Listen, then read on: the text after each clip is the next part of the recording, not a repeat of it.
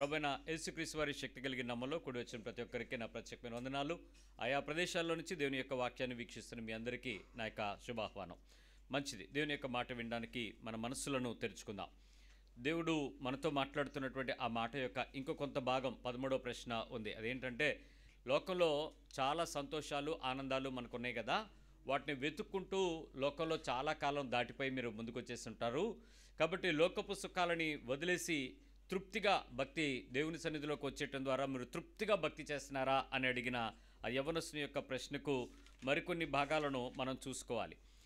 నిజానికి ఆ ప్రశ్నకు సమాధానం అవునని గట్టిగా చెప్పలేం, అలాగని లేదు లేదు అని కూడా చెప్పలేం. ఎందుకంటే ఎవరికైతే దేవుని యొక్క వాక్యము అనుసరించి ఈ మాట ప్రకారము నా జీవితాన్ని మారుస్తుంది, ఈ మాట ప్రకారము నా జీవితంలో దేవుని యొక్క ఇచ్ఛ కోరిక నెరవేరుతుంది, ఈ వాక్యము ప్రకారము నా విశ్వాస జీవితం దేవునిలో స్థిరపరచబడుతుంది అన్న కాంక్ష ఎవరికైతే కలుగుతుందో వారు మాత్రమే దేవునిలో ఆనందించగలరు. ఇక్కడ దేవునితో ఉండేటువంటి ఆ అనుబంధాన్ని, దేవునితో ఉండేటువంటి ఆ సంబంధాన్ని వాక్యముతో కాక దేవుని దగ్గర ఉన్న వాటితో దేనితోనైనా ఆనందించిన దానిని పట్టుకుని ఇంకొక రకమైనటువంటి పరిస్థితుల్లో వారు సమాధానపరచబడినప్పటికీ కూడా వారి యొక్క భక్తిలో ఆత్మీయమైనటువంటి స్థాయి కలిగిన ఆనందం అనేది అనుభవించలేరు. ఎందుకు అనుభవించలేరంటే, ఒక స్టెప్ దగ్గరికి వచ్చేటప్పటికి వాళ్ళకి నీడ్స్ అండ్ డిమాండ్స్ పెరుగుతాయి, భక్తిలో డిమాండ్స్ పెరుగుతాయి. అవి తీర్చుకోవటానికి వాడు ఏ రకమైన భక్తి చేస్తే దేవుడు సంతోషపడతాడో, దేవుని సంతృప్తి పరిచి ఆయన దగ్గర ఉన్న వాటిని తెచ్చుకోవడానికో తిప్పలు పడుతూ ఉంటారు. ఈలోపు వయసు అయిపోతూ ఉంటుంది, కాలం గడిచిపోతూ ఉంటుంది. నిజంగా దేవునిలో నేను ఇది కోరుకోవాలి అనే దానికి, దేవుడు నాలో ఇది కోరుకుంటున్నాడు కాబట్టి దానిని నేను ఆయనకు ఆఫర్ చేయగలను అనడానికి భక్తి తేడా ఉంది. ఆ భక్తి తెలుసుకోగలగటమే ఆత్మీయత. నిజంగా నాకు నా నుంచి దేవుడు ఇది ఎదురు చూస్తాడు, ఇదిగో దేవుని యొక్క వాక్యంలో ఆయన కోరిక ఇలా ఉంది, ఆయన ఆశ ఇలా ఉంది, ఆయన ఉద్దేశం ఇలా ఉంది, ఆయన చిత్తం ఇలా ఉంది, దీని ప్రకారము నేను కూడా చేసి నా ప్రభువుని మహింపరచడానికి ఇష్టపడతాను అనేటువంటి ఆ సంకల్పం ఎవరైతే తెచ్చుకోగలుగుతారో అది మాత్రమే నిజమైనటువంటి ఆత్మీయ దాహాన్ని తీర్చుకోగలగడానికి నీ భక్తి నీకు ఉపయోగపడుతుంది. నిజంగా దేవునిలో ఆనందించేటువంటి ఆ మంచి అనుభవం బహు తక్కువ మందికి ఉంటుంది. దేవునిలో ఎప్పుడు ఆనందిస్తారు అని అంటే, నీ జీవితంలో ఏదైనా ఒక ఆశ్చర్యకార్యం, అద్భుత కార్యం, మహత్కార్యం, విడుదల, స్వస్థత, మరి ఎప్పుడో ఎదురు చూస్తున్నటువంటి ఒక నిరీక్షణ, ఒక ఫలభరితమైనటువంటి కృపా కార్యంగా జరిగినప్పుడు డెఫినెట్గా నువ్వు ఎగ్జైట్ అవుతావు, చాలా హ్యాపీగా ఉంటావు, చాలా సంతోషంగా ఉన్నట్లుగా ప్రజలకు చూపిస్తావు. ఎక్కడ కనపడినా నువ్వు దాని గురించి మాట్లాడేస్తూ ఉంటావు, సాక్ష్యం అంటావు, దాన్ని చెప్పేస్తూ ఉంటారు. నిజంగా అది అక్కడితో నువ్వు ఆనందిస్తున్నావా అనంటే అది నిజమైనటువంటి ఆనందం కాదు.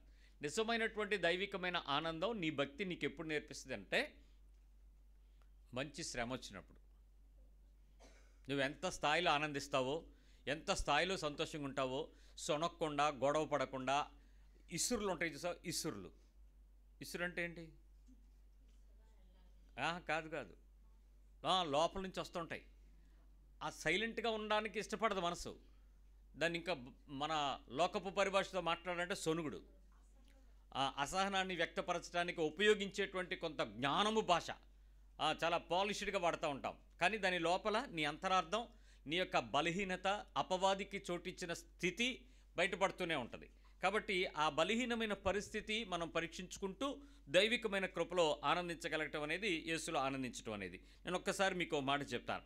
సహవాసంలో వాక్యములో దేవుడయ్యున్న వాక్యమును వెతుక్కోగలగటం, ఆ వాక్యములో దేవుని ప్రేమను పట్టుకోగలిగితే నువ్వు దేవునిలో ఆనందించడం అంటారు. వర్డ్లో మాత్రమే దేవుని ప్రేమను పట్టుకోవాలి, ఇంక దేన్ని కాదు. మీ చర్చిని బట్టి కానీ, మీ పాస్టర్ని బట్టి కానీ, మీకున్న ఫెలోషిప్ని బట్టి కానీ, వాక్యములో వాక్యమయ్యున్నటువంటి దేవుడైన యేసుక్రీస్తు యొక్క ప్రేమను నువ్వు పట్టుకోగలిగితే నువ్వు దేవునిలో ఎప్పుడు ఆనందిస్తావు. రెండవది, దైవత్వపు లక్షణాలు మనలో ఉన్నవి తెలుసుకొని వాటిని దేవునితో, యేసుతో పోల్చుకోగలగడం, అది ఆనందించడం. అమ్మయ్య, యేసు ప్రభు ఇలా చేయగలిగిన స్థాయికి నేను లాగగలిగాను. ఆయన జెడ్ కేటగిరీలో ఉంటే మనం ఏలో బీలో ఉన్నా కూడా కొంచెం ఆనందించగలం. అమ్మయ్య, ఒక స్టెప్ వచ్చాను, నేను కొంచెం పెరిగాను అన్న స్థితికి ఆనందించగలగడం. అంటే మనలో దైవత్వపు లక్షణాలు యేసులో ఉన్న దైవత్వపు లక్షణాలతో పోలిక, కొంచెమైనా నేను బెటర్గా పెరిగాను అన్నది. మూడవది, సంబంధాన్ని పెంచుకునేంతగా దేవునిలో ఆసక్తిగా వెతకగలగడం. సంబంధాన్ని, రిలేషన్షిప్ పెంచుకోవటం. నువ్వు దేవుని దగ్గరకు వచ్చి ఎన్ని సంవత్సరాలు అయింది అని అంటే ఏం చెప్తారు? మీ రక్షణ సాక్ష్యాలలో 5 ఏళ్ళు అయింది, 10 ఏళ్ళు అయింది, 30 ఏళ్ళు అయింది నేను యేసుప్రభుని నమ్ముకుని చెప్తారు కదా. యేసు ప్రభుని 30 ఏళ్ళు 20 ఏళ్ళు 10 ఏళ్ళు 5 ఏళ్ళు అయితే అంత సంబంధం ఉందా మీకు దేవునితో? చెప్పరే, అంత సంబంధం ఉందా? యేసుకి తగ్గ రిలేషన్షిప్ పెరగాలి కదా దేవునితో. ఆ సంబంధం పెరిగితే నువ్వు దేవుళ్ళు ఆనందించగలుగుతావు. 4వది, పరిశుద్ధాత్మని ద్వారా అర్థం చేసుకునేటువంటి పరిపూర్ణతకు ఆరాట పడగలగటం, దేవునిలో ఆనందించడం. నేను ఏదైనా చేస్తున్నాను అంటే నాకు దేవుని యొక్క ఆత్మ యొక్క నడిపింపు, ఆత్మ యొక్క హెచ్చరిక, ఆత్మ యొక్క బలమైన ఉపదేశం నాకు తెలుస్తాయి. ఆ తెలుస్తున్నటువంటి ఆత్మీయమైన స్థాయిని బట్టి నాలో చాలా పరిపూర్ణమైన దేవుని యొక్క ఉద్దేశం నాకు అర్థమవడాన్ని బట్టి దేవునిలో ఆనందిస్తూ ఉంటాను. 5వది, మాటల్లో దేవుని యొక్క జీవాన్ని అనుభవిస్తూ నిత్యత్వం కొరకు తపన పడుతూ ఉంటాను. నిత్యము తపన పడతాను దాన్ని. మాటలలో జీవం. నువ్వు ఏ మాటలైనా మాట్లాడు, రోజులో నువ్వు ఎన్ని మాటలైనా మాట్లాడు, ఎలాంటి ప్రదేశంలోనైనా మాట్లాడు, కానీ ఆ మాటల్లో దైవికమైన జీవాన్ని మాట్లాడగలుగుతున్నావా లేదా? దైవికమైన జీవంతో మాట్లాడడానికి ఇష్టపడుతున్నారా లేదా? ఒకసారి ఆలోచించండి. నంబర్ 6, ఈరోజు మనం 6 చూడాలి. నంబర్ 6, మీరు ఆలోచిస్తూ ఈ ప్రశ్నలకు మీరు సమాధానం తెచ్చుకుంటూ దేవునిలో ఆనందం పెంచుకోవడానికి ప్రయత్నించేద్దాం. మన బలహీనతలు గెలుచుకోవటానికి యేసు ప్రభువుని ఆశ్రయించారా లేదా? నీ బలహీనతలను గెలవడానికి యేసుని ఆశ్రయిస్తున్నారా లేదా? తరచుగా, ఫ్రీక్వెంట్గా. ఎప్పుడెప్పుడు బలహీనతలు గెలుచుకోవడానికి యేసుక్రీస్తు యొక్క శక్తిని మీరు ఆశ్రయించినట్లయితే నిజముగా మీరు దేవునిలో ఆనందించగలుగుతారు. ఏమండి, నాకు భయంకరమైనటువంటి మారని తగ్గని రోగం ఉంది అని రిపోర్టు బ్లడ్ టెస్ట్లో వచ్చిందనుకోండి, ఇంక ఇది తగ్గదని. ఎప్పటి వరకు అని అంటే జీవితకాలం అన్నారనుకోండి, పైగా అది అదుపులో లేకపోతే చచ్చిపోతావు అన్నారనుకోండి, నీకు కొంచెం గుండెల్లో ఏమవుద్ది? స్పెషలిస్టులను చూడాలనిపిస్తుంది. భయం వచ్చి స్పెషలిస్టులు ఉండరా అని. దేనికి స్పెషలిస్ట్ ఉంటాడు చెప్పండి? రోగానికి ట్రీట్మెంట్ చేయడానికి ఒక డాక్టర్లో స్పెషలైజేషన్, సూపర్ స్పెషాలిటీకి వెళ్ళి ఆ స్పెషల్ వైద్యం ఏమైనా చేశాడు అనుకోండి. అందరూ రాసే మందులే, కాకపోతే మరి కొంచెం కాస్ట్లీ మందులు కానీ, మరి కొంచెం కాస్ట్లీ టెస్టులు కానీ, ఇంకేదైనా లోపలే చేసి మీకు మందులు రాస్తారు. నిజానికి నీ బలహీనతలను పూర్తిగా తగ్గించగలిగి, పూర్తిగా తీసేసుకుని బలం ఇవ్వగలిగిన వాడు ఎవరు? అంతే కదా. ఆయన వచ్చింది ఎందుకు? నీ బలహీనత ఆయన తీసుకుని, నీ పాపం ఆయన మీద వేసుకుని, నీ వ్యసనం ఆయన భరించి, నీ బలహీనతలన్నిటిని ఆయన తీసేసుకుని నీకు ఆ దైవికమైన బలాన్ని, శక్తిని నీకు ఇవ్వడానికి. సో నా బలహీనతలన్నిటికీ నాకు పర్ఫెక్ట్ డాక్టర్ ఎవరైనా ఉన్నారంటే ఎవరు? ఇప్పుడు యేసు ప్రభువే. నీ బలహీనతలలో దేవుడు ఈ పని చేశాడు అని నువ్వు ఆనందిస్తున్న నీ సంతోషానికంటే, నా బలహీనతలు దేవుని దగ్గరికి వెళ్ళడం ద్వారా దేవుని శక్తి నా మీదకు వచ్చి నన్ను గెలిపించింది అనేవాళ్ళు ఎంతమంది ఉన్నారు? నా వీక్నెసెస్ నాకు తీసేసుకున్నాడు ఆయన, నాకు ఆయన దైవికమైన స్ట్రెంత్ ఇచ్చేశాడు అనేవాళ్ళు ఎంతమంది ఉన్నారు? ఎప్పుడైనా అలాంటి సాక్ష్యాలు విన్నారా? దేవుని యొక్క అద్భుతమైన బలము నా మీదకు వచ్చి నా బలహీనతలను గెలిపించింది. పూర్వపు నేను ఇలాంటి వ్యక్తిని, ఇప్పుడు దేవుని స్థాయి ఇది, ఇప్పుడు దేవునిలో నన్ను పెంచిన స్థాయి ఇది అని చెప్పబడిన అనుభవాలు మన హృదయాలలో ఎంతవరకు ఉన్నాయి? ఇక్కడ మెచ్యూరిటీని చెప్పగలుగుతాం, కానీ ఓవర్కమ్ ఇష్యూస్లో స్ట్రెంగ్త్ ఆఫ్ ద గాడ్ని చెప్పాలి. ఇంతకు మునుపు కొన్ని బలహీనతలలో, మనం కొన్ని పరిస్థితులలో మనము దాన్ని గెలవలేకపోయినా దొరికిపోతామనే భయంతో కొన్ని చెయ్యి మానేసాం. ఇప్పుడు ఇంతకు మునుపు నువ్వు లిమిటెడ్ మ్యాన్వి, సింగిల్ పర్సన్వి. ఇప్పుడు నీకుంటూ ఒక చర్చ్ కాంగ్రిగేషన్ ఎదురైంది, నీ చుట్టూ చాలామంది చూస్తున్నారు, నీకు సోషల్ మీడియాలో అకౌంట్లు పెరిగాయి, నీ సర్కిల్ పెరిగింది, చాలామంది నిన్ను ఫోకస్ చేస్తున్నారు. ఎక్కడ పడితే అక్కడ దొరికిపోతాం. కాబట్టి చాలా పనులు మనం చేయలేం, మనం కంట్రోల్ అయిపోతున్నాం. సో అలా కంట్రోల్ అయిపోతానికి దేవుని శక్తి నిన్ను కంట్రోల్ చేయడానికి తేడా ఉంది. ఎవరూ చూడకపోవటం వల్ల నేను చేయకపోవటం వేరు, అందరూ చేస్తున్నప్పుడు నేను చేయటానికి సాహసం చేయగలిగి ఉండి కూడా దేవుడు చూస్తున్న వల్ల, దేవుడు నాకు ఇచ్చిన శక్తి వల్ల అది చెయ్యాలి అనే కోరిక నాలో లేకపోవడం, అది బలం. అది నేను పట్టుకోకూడదు అన్న ఆశ నా మీదకి రావడం, ఆ స్థాయిలో నా మనస్సుని దేవుని యొక్క బలము నా దగ్గరికి రాగలగటం, దేవుని శక్తి చేత నా బలహీనతలను గెలవగలగడం ఎంతమంది ప్రయత్నం చేస్తున్నారు? 2 తిమోతి పత్రిక 1వ అధ్యాయము 7వ వచనం ఒకసారి చూస్తే, 2 తిమోతి 1:7. దేవుడు మనకు శక్తియు ప్రేమయు ఇంద్రియ నిగ్రహము గల ఆత్మను ఇచ్చెను గాని పిరికితనము గల ఆత్మను ఇయ్యలేదు. పిరికితనము కలిగినటువంటి ఆత్మ అనే పదానికి మనం కొన్ని నిర్వచనాలు చెప్పుకోవాలి. పిరికితనము అనే పదానికి చాలామంది ఏమనుకుంటారంటే భయము కలిగించిన, గెలవలేనటువంటి, పట్టుకోలేనటువంటి, వెంబడించలేనటువంటి దానిని పిరికితనం అని అంటారు. కానీ అది కాదు. దేవుడు మనకి శక్తి, ప్రేమ ఇచ్చాడు అనంటే దానికి ఆపోజిట్గా ఉండేటువంటి బలహీనతలతో దిగజారిపోయే, నిరుత్సాహపడిపోయే, నలిగిపోయే, వేదన చెందేటువంటి ఆత్మనైతే మనకి ఇవ్వలేదని చెప్తున్నాడు. అది పిరికితనం అనే పదంగా తెలుగు బైబిల్లో ట్రై చేయబడింది. సో ఆ తర్జుమాని మనం ఒకసారి ఆలోచిద్దాం. దేవుడు మనకేమిచ్చాడు? శక్తియు, ప్రేమయు, ఇంద్రియ నిగ్రహము గల ఆత్మనే. ఇంద్రియ నిగ్రహము అనగా ఏ ఇంద్రియము అనగా నీ అవయవాలు, వాటిలో ఉండేటువంటి సామర్థ్యాలు, వాటికి ఇవ్వబడినటువంటి బలములు మరియు బలహీనతలు, వాటిని నిగ్రహించుకోగలిగిన, అదుపు చేయగలిగిన, దానిపై నీవు బలము తెచ్చుకోగలిగిన శక్తి కలిగినటువంటి ఆత్మనే ఇచ్చాడు. కానీ మనకి దాన్ని ఓడిపోగలిగినటువంటి స్థితిలో అయ్యో నేను ఎందుకో చేస్తానండి, చేయలేకపోయానండి, ఇలాగ ఉండలేకపోయానండి అనేలాంటి ఆత్మను ఇవ్వలేదు. శక్తి ఇచ్చాడు, దానికి దైవికమైన బలమైన ప్రేమను నాకు చూపించాడు. మూడోది దానిలో నిగ్రహించుకునేటువంటి శక్తిని కూడా నాకు ఇచ్చాడు. మీలో ఎంతమంది నిగ్రహము కలిగించుకునేటువంటి స్థాయిలో మీ భక్తిని కంట్రోల్ చేసుకున్నారో ఒకసారి చూడండి. మీరు ఎప్పుడైనా అనాలి అనుకుంటున్నటువంటి మాట అనేద్దాం, ఇంకనేస్తారు అనుకునేటప్పటికీ అవతల వాళ్ళు మీరు అనకపోవడాన్ని బట్టి వాళ్ళు మీకు ఏదైనా గ్రేస్ ఇచ్చారనుకోండి, ఆ నిమిషం మీకేమనిపిస్తుంది? అమ్మ నాయన నేను జారిద్దును, ఇది అనక మునిపే వాళ్ళు నాకు ఫ్రీడమ్ ఇచ్చారు, అమ్మయ్య కంట్రోల్లో ఉండడం బెటర్గా ఉంది. అనవసరంగా నోరు జారేసి ఆ వ్యతిరేకమైన భావన నా మీద తెచ్చుకుని నేనేదో మాటపడిపోదుమో అన్న ఫీలింగ్ మీకు ఎప్పుడైనా కలిగిందా? మీరు అనేస్తే చెడిపోదురు, మీ మీద ఇంకా బ్యాడ్ ఒపీనియన్ వచ్చేస్తుంది. కానీ ఆ టైంలో మీరు అనేస్తారు, యాక్చువల్గా అనడానికి రెడీ అవుతున్నారు. ఈలోపే అవతల వాళ్ళు తొందరపడి లేకపోతే టైం అయిపోయి వాళ్ళలోపి పట్టలేక నువ్వు కాకపోయి ఉండొచ్చులే అని ఏదో నిన్ను సమర్థించారనుకోండి, నీకెంత రిలీఫు, గొప్ప హాయి అనిపిస్తుంది కదా. అమ్మయ్య నేను దాటాను, ఈ విషయంలో నేను ఆనందిస్తున్నాను, ఈ తప్పు నేను చేయలేదని నీకు అనిపిస్తుందా లేదా? అట్లా మీరు ఎప్పుడైనా ఫేస్ చేశారా డైలీ రొటీన్ లైఫ్లో? ఎవరు చేయలేదా? మీరు అనేద్దాం అనుకుని, చేసేద్దాం అనుకునే లోపు, వెళ్ళిపోదాం అనుకునే లోపు, ఏదో అనే లోపు ఒక్క నిమిషం ఆగడం ద్వారా మనం చాలా నిజానికి ఆ అదుపు మీరు చేసుకోవటానికి వరకు ప్రయత్నం చేశారా? దేవుని శక్తితో పొందారా? మీరు అదుపు చేసుకున్నారా? దేవుని అదుపు మీరు అడిగారా? చాలామందికి ఏం చేస్తారు తెలుసా? మీ ప్రయత్నాల్లో గెలుస్తారు, దేవుని అదుపు అడగరు. దేవుని అదుపుని ఆ టైంలో అడిగేంత డిపెండెన్సీ రాదు ఆత్మీయుడికి. అక్కడ శరీరమే పనిచేస్తూ ఉంటుంది. సింపుల్ ఎగ్జాంపుల్, వెళ్ళిపోదాం అంటే ఎవడైనా ఆపేస్తాడేమో అని తొందరపడతారు తప్ప ఎల్లాలా వద్దా ప్రభు అని అడుగుతామా? ఆల్రెడీ మన డెసిషన్ ఏంటి? ఈ స్త్రీ బట్టలు వేసుకుని కూర్చున్నాం, ఇంక వెళ్ళిపోవడమే లేటు. వెళ్ళిపోవాలని కోరుకున్న మనము ఎల్లాలా వద్దా నడిపించు ప్రభు అని ఎందుకు అడుగుతాం? రెండోది, వెళ్ళకూడదని తెలుసు కానీ వెళ్ళడానికి మనసు ఉంది. వెళ్ళకూడదని తెలుసు, వెళ్ళాలనిపిస్తుంది. దేవా ఇప్పుడు నువ్వు నాకు సహాయం చేయి, నా మనస్సుని నీ వైపు తిప్పుకుని నాకు శక్తినివ్వు, దానిలో కంట్రోల్ చేసుకునే శక్తి ఇవ్వు అని అడుగుతామా? నీకు భయం ఏంటి? దేవుడు వద్దనేస్తాడా? నువ్వేం చేయొద్దనుకున్నావు దాన్ని చేసేయమంటాడేమో కదా. ఇదే కదా మన కోరిక.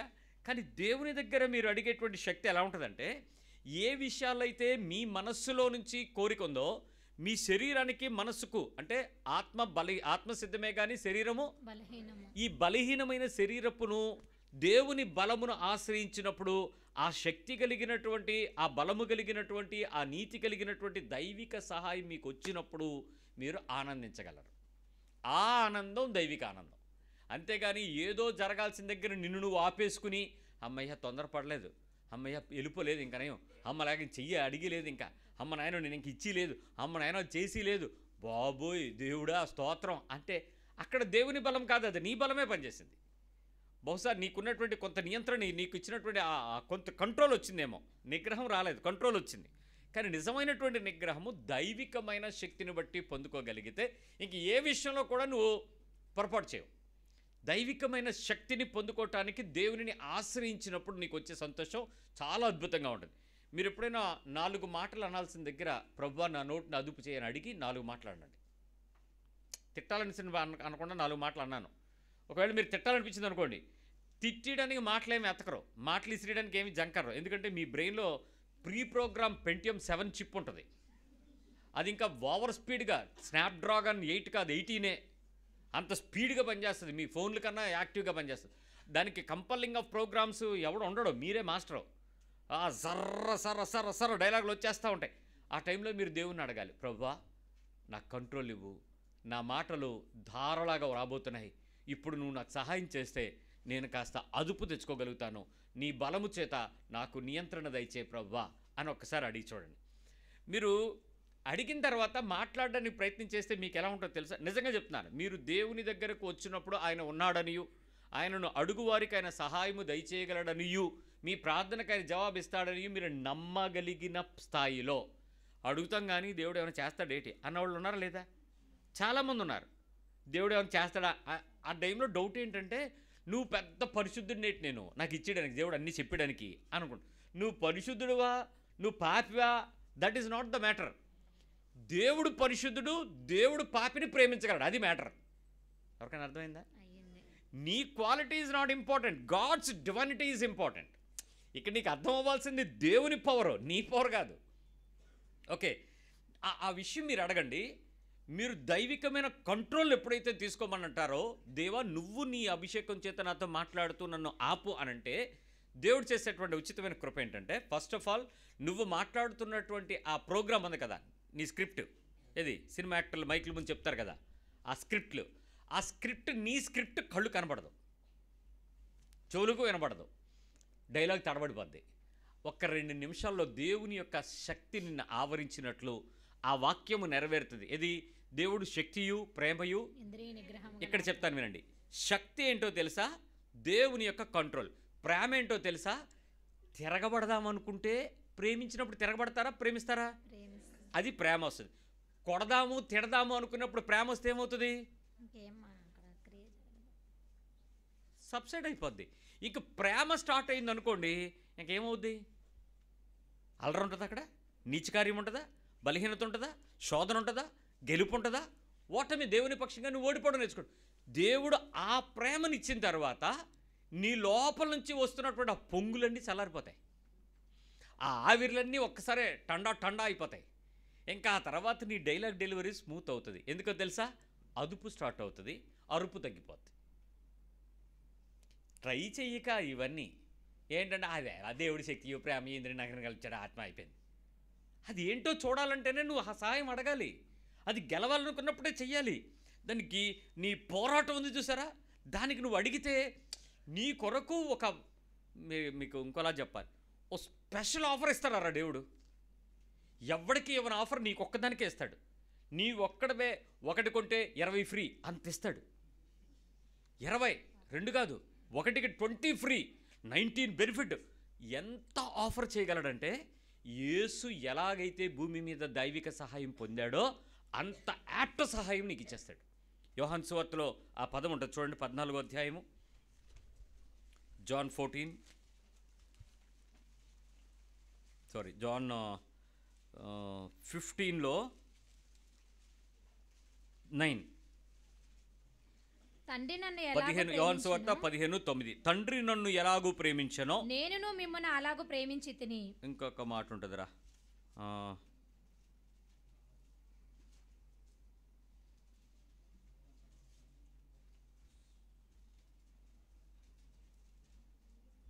ఇక్కడ ఉంటుంది, కాదు 15వ అధ్యాయంలోనే నిన్ను నన్ను ఇద్దరినీ కూడా దేవుడు ఒకేలాగా ప్రేమించాడని ఇక్కడ ఉంది.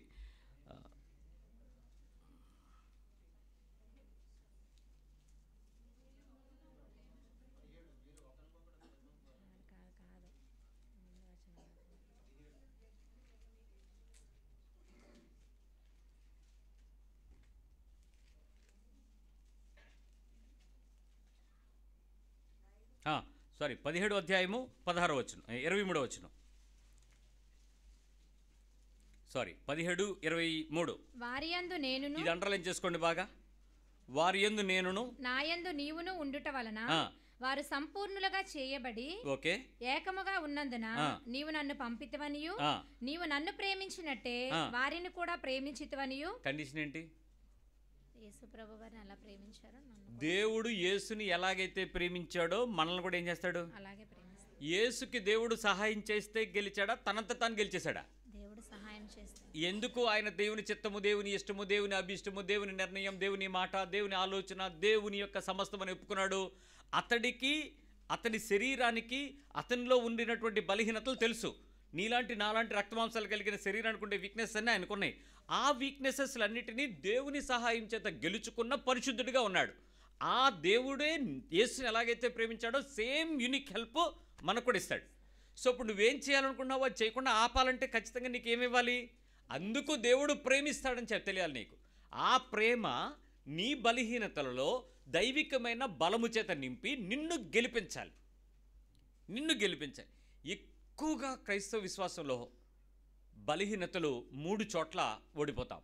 మొట్టమొదటిది నీ పొరుగువానితో, నీ కుటుంబీకుతో, నీ రక్త సంబంధితో ముఖం తిప్పడం దగ్గర ఓడిపోతాం.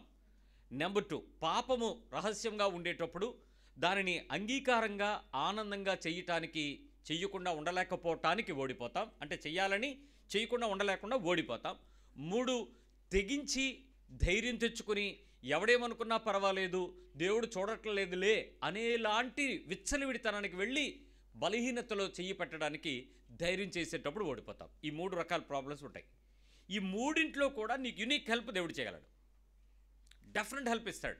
సో అందుకని నీ బలహీనతలన్నిటిలోనూ నువ్వు దేవుని యొక్క దైవికమైన సహాయం తీసుకోగలిగితే ఆ యేసు ప్రభువుకి ఇచ్చినటువంటి దేవుని ప్రేమయే నిన్ను కూడా బలపరిచి నీకు ఆనందించేలాగా చేయగలుగుతారు. ఏమండి, మీరు ఒకవేళ ఈ పండగ వస్తుంది, ఫ్రెండ్స్ అందరూ కలిపి, మీ చుట్టాలందరూ కలిపి క్రిస్మస్కి మీ ఇంటికి భోజనానికి వచ్చారు కాబట్టి ఈ పండగ వాళ్ళు మిమ్మల్ని భోజనానికి పిలుస్తారు. అందులో కోడి పుంజు కూడా పెరుగుతుంది వాళ్ళ ఇంట్లో. మిమ్మల్ని ఖచ్చితంగా మీకోసమే అది, వాళ్ళందరూ బాయిలర్ కోడి తిని మీకు నాటుకోడి పెడతారు.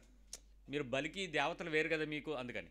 సో మీరు తీసుకోరు కాబట్టి మీకు సపరేట్గా మంచి కోడి పుంజు మాంసం మీకు రెడీగా ఉంటుంది కాబట్టి మేము పిలిచి పనిలో పని వాళ్ళు ఏమన్నారంటే టికెట్లు కూడా తీసి సినిమాకి తీసుకెళ్దాం అనుకున్నారు. అందరూ ప్లాన్ చేసుకున్నారు. ఫ్యామిలీ రిట్రీట్ అండి. సరదాగా ఏముంది, మీరు ఏమైనా పండగ చేస్తారా, దండం పెడతారా, మొక్కులు ఏమైనా చెల్లిస్తారా, పందేలు ఏమైనా వేస్తారా, ఏమి వేయరు. కాకపోతే ఫ్యామిలీ కదా, కాదా? ఫ్యామిలీగా ఉండకపోతే ఎలాగా? ఫ్యామిలీ మన దగ్గరికి వచ్చారు కదా, క్రిస్మస్కి వాళ్ళందరూ వచ్చారు కదా. ఇప్పుడు విపి రెడ్డి గారు తినాలి అన్నాడు, జేమ్స్ ఏమో తినొద్దు అన్నాడు. ఆ గొడవలు వాళ్ళకేం లేవు కదా. వాళ్ళు మన దగ్గరికి వచ్చి తినేశారు. మనం తినాలా వద్దు అన్నది మన డెసిషన్. సో ఇప్పుడు మన దగ్గరికి వాళ్ళు వచ్చేస్తారు, మనందరూ తినేశారు, మీరు రాకపోతే బాగోదు, మీరు కూడా వస్తారంటేనే ఒప్పందం. వాళ్ళు వచ్చారు క్రిస్మస్కి. ఇప్పుడు మనం ఆ పండగ కాడికి వెళ్తున్నాం, ఇప్పుడు సినిమా హాల్కి వెళ్తున్నారు. ఇప్పుడు నువ్వు ప్రార్థన చేస్తావా? ఏమని? వెళ్ళాలనుంది, నేను ఖచ్చితంగా వెళ్ళాలనుంది, ఆనందిస్తాను, నా స్నేహితులుగా నా కుటుంబీకులతో అందరితో కూడా మేము ఎంజాయ్ చేస్తాము. ఒక 2 రోజులు 3 రోజులు పండగ నెపంతో ఆ ఊర్లో పాత వాళ్ళందరినీ కలుసుకుంటాం, చుట్టాలందరూ కొనసాగి స్నేహితులందరూ ఉంటారు. కానీ ప్రవ్వా, నువ్వు ఏం చేస్తావో నాకు తెలియదు, కానీ నాకైతే మనస్ఫూర్తిగా వెళ్ళాలనుంది. కానీ నువ్వు ఆపగలవు, నీ శక్తితో నాకు ఇవ్వగలవు. కానీ నేను మా కుటుంబంతో గొడవ పడకూడదు, మా కుటుంబాలు నా మీద వ్యతిరేకత రాకూడదు. నువ్వేదో ఒక విషయంలో నువ్వు నాకు పరిష్కారం ఇవ్వు ప్రవ్వా. నూరారా. ఎలాగా? మళ్ళీ చెప్పండి. మనస్ఫూర్తిగా, యథార్థంగా, సత్యంగా అడగలవా? వీటిలో ఏ కల్తీ పెట్టినా నువ్వే గెలుస్తావు. నువ్వు యథార్థంగా అడగపోయినా నువ్వే గెలుస్తావు, సత్యంగా అడగపోయినా నువ్వే గెలుస్తావు. ఇంకే ఏదైనా నెపం పెట్టుకుని అటు ఇటుగా దేవా అటు ఇటు చూసుకొని చెప్పాను అన్నావు కదా, నువ్వే గెలుస్తావు. ఆ తర్వాత నువ్వు ఒకటి చెప్పాను, నేను ప్రార్థన చేశాను, దేవుడు హెల్ప్ చేయలేపాడనంటే అది యేసు ప్రభుకి హెల్ప్ చేయలేకపోతే 33 సంవత్సరాలు ఎలా బతికాడు ఆయన పాపం లేకుండా నాలో పాపం ఉందని ఎవడని రుజువు చేయగలడని సవాల్ ఎలా చేస్తాడు? సో డెఫినెట్గా నీకు హెల్ప్ దొరుకుద్ది. కానీ అంత హానెస్ట్గా, అంత సత్యంగా, అంత యథార్థంగా, అంత నమ్మకంగా, అంత మనస్ఫూర్తిగా నువ్వు అడిగేయాలి. అడిగేసిన తర్వాత నువ్వు ఒకటే చెయ్యి, దేవుడు వినలేదేమో అనుకోకు, దేవుడు చేయలేడేమో, ఇవ్వలేడేమో, ఇంకా టైం అయిపోతుంది కదా, పర్వాలేదులే, చెప్పాను కదా, ప్రార్థన చేశాం కాబట్టి మనం చేసినా ప్రాబ్లం లేదులే, దేవుడు ఒప్పుపడ ఏమొద్దు. ప్రార్థన చేశాను, దేవుడు నాకు చెప్పండి చేస్తాడు, ఖచ్చితంగా నాకు హెల్ప్ చేస్తాడు. This is what my weakness. నేను చుట్టాలింటికి వెళ్తాను, వాళ్ళందరితో కూర్చుంటాను, వాళ్ళందరూ మాట్లాడుతుంటే వింటాను, వాళ్ళందరి మధ్యలో ఎకిలి వేషాలు వేయను, వాళ్ళందరూ చేస్తున్న లోకానుసారమైన పద్ధతిగా నేను చేయను. కానీ నాకు బంధువులు కావాలి, వాళ్ళని రక్షించుకోవాలి, వాళ్ళకి ఇంకా నేను దేవుని యొక్క ప్రేమను కనపరచాలి. నాకు సందర్భం 100 మంది కూడేది అక్కడే, కాబట్టి వాళ్ళందరికీ నా క్రైస్తవ్యాన్ని చూపించేది, నా సాక్ష్యాన్ని చెప్పేది, నా బ్రతుకులో నేను ఇంతకు మునుపు ఏ పనులైతే అక్కడ చేశానో ఇప్పుడు ఆ పనులు చేయకుండా ఉండగలగడం నా వెలుగు. ఆ వెలుగు కోసం నేను అక్కడ నిలబడతాను. ఆ ప్రదేశంలో నా సత్యము, ఉప్పు కోసం నేను కనపడతాను వాళ్ళకి. నా మాట తీరు, నా పద్ధతులు, నా విధానాలు, నా ఆలోచన, నా డ్రెస్సింగు, నా వేషం, నా భాష అన్నీ కనపరిచేది ఆ టైమే నా బంధువులకు సాక్ష్యం. కాబట్టి ప్రభువా నేను ఇక్కడ ఇలాగే ఉంటాను నాయన, నువ్వు నాకు సహాయం చేయని అడిగితే అప్పుడు దేవుడు ఒక సహాయం చేస్తే వాళ్ళు నిన్ను ఒక పల్లెత్తి మాట అనరు. నువ్వు తప్పు చెయ్యవు, నువ్వు పాపం చెయ్యవు, నువ్వు బాధపడవు. కానీ నువ్వు ఇంటికి వచ్చిన తర్వాత అందరూ వచ్చి అంటారు, ఛే మిస్ అయిపోయావురా నువ్వు, ఛే నిజంగా నువ్వు ఎంత ఎంజాయ్మెంట్ కోల్పోయావు తెలుసా, అసలు నువ్వు వచ్చుంటేనా. అసలు అలాగన్నప్పుడు నీ హృదయం దేవునిలో ఆనందిస్తుందా, వెళ్ళకపోయినందుకు బాధ వస్తుందా? ఒకవేళ బాధ వస్తే నీ ప్రార్థనకు అబద్ధం. అక్కడ నీ ఆనందం ఎలా ఉండాలి? అప్పుడు వాళ్ళు చెప్పాలి, నువ్వు ఆడాల్సిన ఆట పేకాట ఆడకపోవడం వల్ల నాకు వచ్చింది వదినా అనయా అంటుంటే, ప్రవ్వా నన్ను ఆ పాపంలో పడకుండా చేశావు నాయనా, కృతజ్ఞతలు ప్రవ్వా అనే ఆనందం ఉంది చూసారా, అది దేవునిలో ఆనందించడం. అంతేగాని ఛే అనవసరంగా 1000 పోయింది, 500 పోయింది, నిజంగా ఈసారి అది వచ్చుంటేనా కొత్త మిక్సీ కొనుక్కుందును. నువ్వు మిక్సీ కొనుక్కోవద్దు, నీకు దానికన్నా బాబులోని మిక్సీ తెచ్చిస్తాడు దేవుడు. అనవసరంగా ఆ ప్యాకెట్లో దూరి, ఆ జల్దీపైలో దూరి, ఆ అంత్యాక్షరంలో దూరి, ఆ సినిమా హాల్లో దూరి, ఆ రంగోలీలో దూరి, ఆ పేడని కథలు తిరిగి నానా తిప్పలు పడక్కర్లే. దేవునిలో ఉండే ఆనందానికి నీ బలహీనతను దేవుని దగ్గరికి వెళ్ళటం. ఐఎమ్ టెలింగ్ యూత్ పీపుల్, నీ శరీరమును నిగ్రహించుకోవటానికి దేవుడు తన పరిపూర్ణమైన అదుపునివ్వగలడు. శరీర కోరికలనే కాదు, నీ శరీరంలో అంతర్భాగంలో ఉంచినటువంటి దైవిక సృష్టి మర్మములను, నీ యొక్క కామ కేంద్రాలను సైతం ఆయన అదుపు చేయగలిగిన శక్తిని దేవుడు ఇవ్వగలడు. ఆ శక్తి కొరకు మన వయస్సుతో కూడా పరిపూర్ణమైన జ్ఞానంతో నింపగలిగే బలము కొరకు దేవుని అడగాలి. రాత్రులు సైతం అపవిత్రమైన కలలు కనకుండా ఉండగలిగిన శక్తిని దేవుడు ఇవ్వగలడు. నీ అదుపు లేకుండా నీ శరీరం మీద విపరీతమైనటువంటి కోరికతో కూడినటువంటి అపేక్షలను కలిగించకుండా దేవుడు అపవిత్రమైన కలలు కనకుండా కూడా నిన్ను నియంత్రించగలడు. You should seek his help. ఖచ్చితంగా ఆయన దగ్గర అడగాలి, అయ్యా ఇది నా యవ్వన కాలం, నా పరిశుద్ధతను నేను కాపాడుకోవాలి, కళల్లో కూడా నాకు అపవిత్రమైన కళలు కనకుండా, దర్శనాలు రాకుండా, అలాంటి పరిస్థితులు నేను ఊహించకుండా, నేను చూసిన వాటి గురించి కానీ, చదివిన వాటి గురించి కానీ, ఎవడో చెప్పిన దాని గురించి కానీ నా మైండ్లో ఇమాజినరీ డ్రీమ్స్ రాకుండా నా మనస్సును నా అదుపు చేయడానికి నువ్వు శక్తి కలిగిన దేవుడు ప్రభువా, నాకు అలా కంట్రోల్ చేయడానికి కృపనివ్వు ప్రభువా నేను అడిగితే ఏ వయసులో ఉన్నవాడికైనా దేవుడు అదుపు చేయగలడు. ఒక ఆయన చెప్పాడండి, 65 years, ఈజ్ ఏజ్ 65, 65 సంవత్సరాలు, భార్య చనిపోయింది కోవిడ్లో. అప్పటి నుంచి అతను చెప్తున్నటువంటి ఒకటే విషయం, సార్ నాకు పెళ్లి చేసుకోవాలన్నది, నాకెవరినైనా చూడండి. అరే నాన్న నీవు వయసు చూస్తే 65 అంటున్నావు, టైర్లు అరిగిపోయినాయి, ట్యాబ్లెట్లు చూస్తే సంచి ఉంది, నీకు ఇప్పుడు ఈ సంచి పట్టుకుని నీ టైర్లను కథలేసుకుని నేను ఈడ్చుకెళ్ళేదే ఆ పవిత్రురాలైనటువంటి ఆ కన్యక ఎక్కడ దొరుకుతుంది నీకు? ఇప్పుడు నీకు ప్రార్థన చేయాలన్నా కూడా కాస్త మనసు రావాలి కదా. సరే నీకు తోడుండడం అవసరమే, తప్పులేదు. కానీ 65 సంవత్సరాల ముసలోడికి ఇప్పుడు ఏ రకమైన మళ్ళీ కోరికల లిస్ట్ చూస్తేనా ప్రతి పాస్టర్ దగ్గరికి వెళ్ళి ఆల్బమ్ ఉందని అడుగుతున్నాడంట. మొత్తానికి ఆయన నా దగ్గరికి వచ్చాడు, సహాయం అడిగాడు. చెప్పాను ఆయనకి, డెఫినెట్గా నీకు తోడు అవసరమే. నీ శరీరానికి అంటే అతను చెప్పే కారణాలు చెప్తే మీరు ఆశ్చర్యపోతారు. క్రైస్తవుడు కదా, దావీదికి వెట్ట కలగడానికి కన్నికని పెట్టారంట. ఏ పాస్టర్ చెప్పాడో కానీ వాక్యాలు అడిగి బైబిల్ చదివితే కూడా కొంత గుర్తొచ్చేస్తుంది. ముసలోడైనటువంటి దావీదు వృద్ధాప్యమందు అతని శరీరాన్ని వేడిగా ఉంచటం కొరకు అతని కొరకు ఒక కన్యకని ఏర్పాటు చేశారని బైబిల్లో రాసింది. ఇప్పుడు నువ్వు దావీదువా అని అడిగాను, అప్పుడు మూసుకున్నాడు. నీవు ఏది పడితే అది లింకప్ చేసేయడానికి, నీకు అవతలోడు ఎర్రోడైతే ఏమని చెప్తాడు. నేను అడిగాను, నువ్వు దావీదువా, ఇజ్రాయెల్ సింహాసనం మీద ఉన్నావా, నీ సొలొమోనేడి, నీ రూబెనేడి?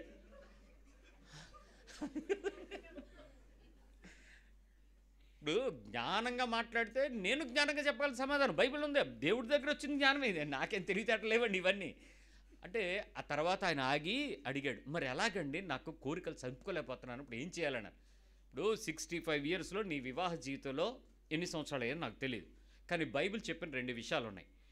యవ్వన కాలపు జీవితంలో భర్త చనిపోయినటువంటి స్త్రీల విషయంలో బైబిల్ చాలా వార్నింగ్ ఇచ్చింది. జాగ్రత్త, వారు కొండెగండ్రగా మారిపోతారు. వారు ఇంటింటా తిరుగులాడతారు. స్వేచ్ఛగా ఉండి వారు దైవిక దుఃఖమును తెచ్చుకునేలాంటి పరిస్థితులకు దిగజారుతారని, ఎవరేచ్ఛలకు వారు అదుపు చేసుకోలేకుండా బలహీనపడతారని, అలాంటి వారి విషయంలో వివాహం గురించినటువంటి నియమము భర్త మరణించడం ద్వారా వారికి యాక్సెస్ చేయబడింది. ఇప్పుడు నీ వయసుకు వచ్చేటప్పటికి వృద్ధులైనటువంటి స్త్రీల విషయంలో వాళ్ళు మాన్యులుగా ఉండాలని, కొండెగత్తలుగా కాకుండా సంఘానికి సంబంధించిన ఒక క్రమంలోకి రావాలని, వారు దేవునితో కనిపెడుతూ ప్రార్థనాపరులుగా మారాలని ఉందని. అది స్త్రీల గురించి కదండి, మరి పురుషుడి గురించి ఏంటి చేసుకోమనుందా? అది ఇద్దరికి సంబంధించింది. నీ వయస్సులో నీకు ఇవ్వబడినటువంటి జ్ఞానాన్ని బట్టి, అనుభవాన్ని బట్టి, పరిణితిని బట్టి, నీకున్నటువంటి ఆత్మీయమైన విలువను బట్టి, నీ చదువు సంస్కారం చేస్తున్న పని వల్ల వచ్చినటువంటి జ్ఞానాన్ని బట్టి నువ్వు సంఘక్షేమానికి ఉపయోగపడే పనుల కొరకు నీ శరీరాన్ని నీవు భావి వయస్సుని ఉపయోగించగలగాలి. అంతేగాని నీ కోరికల గురించి నువ్వు తీర్చుకోవడానికి ఏం బాధపడిపోతావు?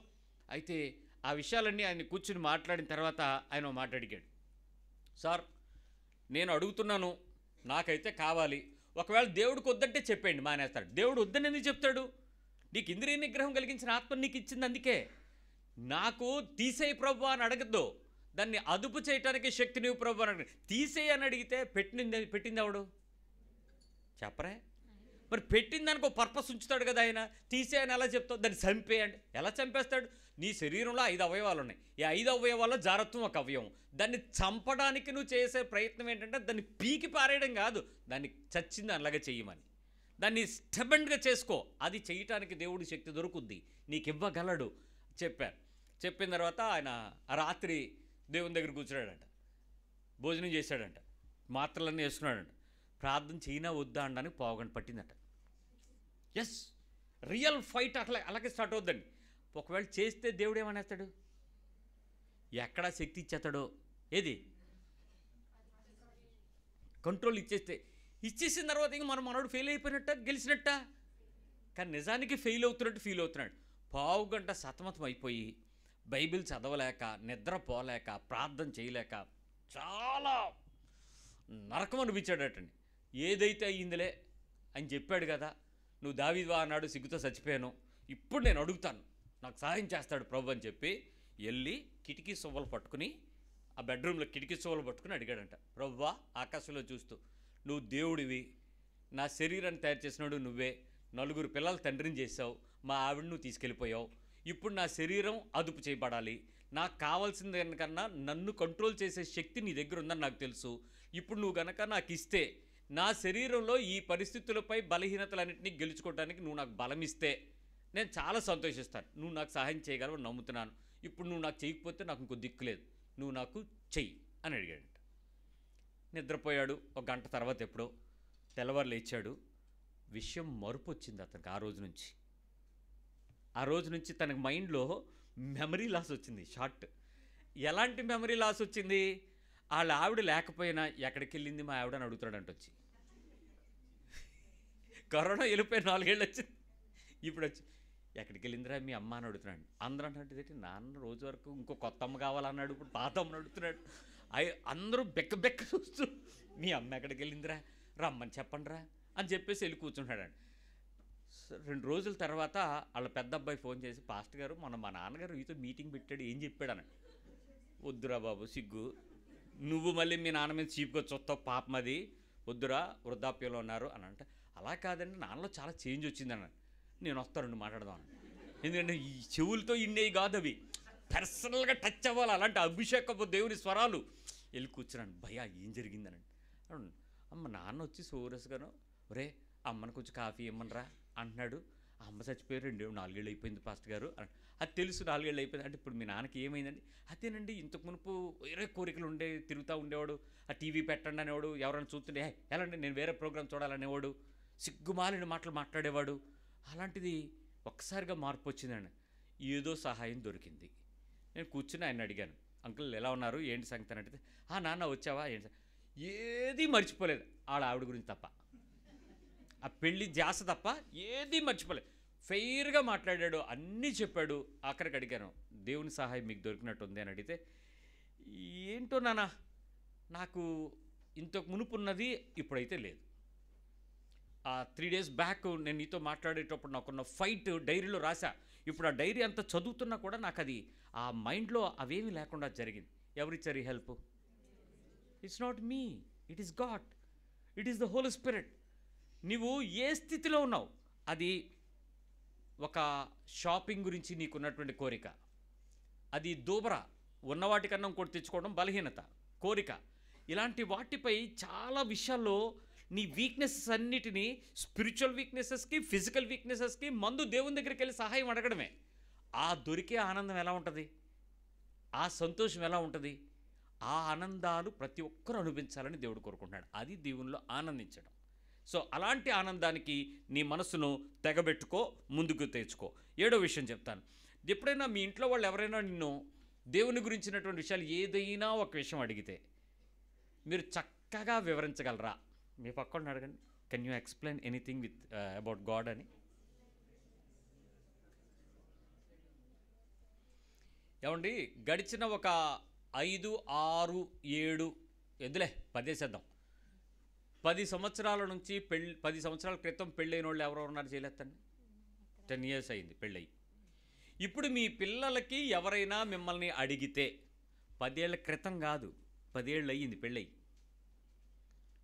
ఒక 10 years, ఇది 2024 10 years, 94 తర్వాత పెళ్ళైన వాళ్ళు ఎవరైనా ఉన్నారా అని అడిగితే, సారీ 2014, ఓకే, నేను లెక్కల్లో వీక్ బ్రదర్. 2014 తర్వాత పెళ్ళైన వాళ్ళు ఎవరైనా ఉన్నారా ఈ 10 ఏళ్లలో? మీ పిల్లలు లేక మీ బంధువులు లేక మీ చుట్టాలు ఈ 10 ఏళ్ల మీ అనుభవంలో మీ దగ్గరకు వచ్చి డాడీ ఇదేంటి, అంకుల్ ఇదేంటి, అక్క ఇదేంటి, వదిన ఇదేంటి, అనయ ఇదేంటి అని అంటే ఎక్స్ప్లెయిన్ చేయగలిగిన వాళ్ళు ఎంతమంది ఉన్నారు బిబ్లికల్గా? మీరు తెలివైన వాళ్ళు, అందుకే చెయ్యత్తలేదు ఇందాక. 2014 నుంచి అని అంటే ఆ లెక్కలు ఎలాగూ తప్పు అయిపోయలే, మరెందుకని. ఎక్స్ప్లెయిన్ చేయగలరా, చేయలేరా? ఏదో చెప్పేస్తారా, ఆ నోరు ముంచేసి ఏదో. ఇప్పుడు ఆదికాండంలో ఈ రెఫరెన్స్ తీ, బైబిల్ తీ అన్నాడు, కాసేపుగా ఆడే అనయా అర్థమైంది కాదు, అది అర్థం అవ్వంది కాదు. ఎందుకు? నీతో ఆర్గ్యుమెంట్ చేయలేక అనవసరంగా అడిగాను, ఈడు ఎక్కడి నుంచి ఎక్కడికి వెళ్ళిపోతున్నాడో. అసలు మళ్ళీ మనం చెప్పేటప్పుడు తెలివిన అర్థమైందా, అర్థమైందా, ఓకే తెలిసిందా, దీనికి ఇప్పుడు ఏమైంది తెలుసా, అర్థమైందా అనంటే హెబ్రోన్ వాళ్ళు బైబిల్ చెప్పినట్టే ఉంటుంది, నీకు అంతా అర్థమైనట్టు ఉంటుంది. ఏం చెప్పాడు అంటే అన్ని వాక్యాలే, అన్ని రెఫరెన్స్లే.